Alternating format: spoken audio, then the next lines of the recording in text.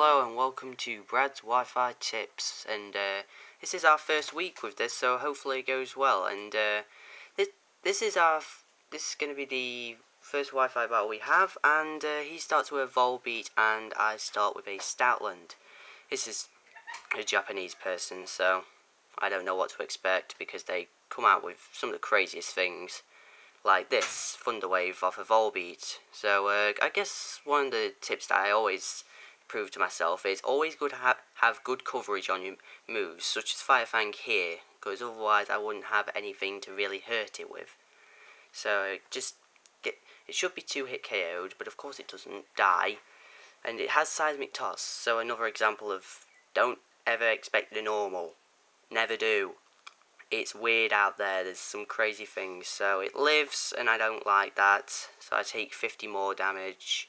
So I don't know why he has Seismic Toss, by the way. It's kind of weird, I've never seen that before. I use Strength there because I don't want to miss with Fire Fang, and that's really the only reason why. And I would have been annoyed there if I got paralysed. So he goes into a Crustle, or she, or whatever, and I realise that there's nothing I can do, so I have to switch out and go to my Samurott. And they use quite a clever move here. They use Hone Claws, which it raises attack and accuracy, and with something that has Sturdy, that's quite clever. But it's really annoying when it's used against you. So I know it has Sturdy, but I have to go for the Surf, and there's no other choice. I have to go for it, and it doesn't even go down to Sturdy anyway, and it has a Citrus Berry, which is very, very obnoxious. And it uses Rock Blast, and this is another thing. Don't use moves that rely on luck. Anything that relies on luck, such as like this, for instance, it gets a critical hit, which is very annoying.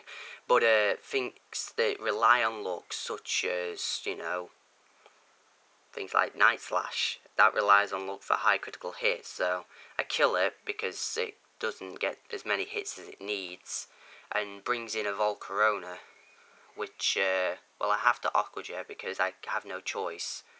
I know I'm going to die otherwise, and you know, it dies.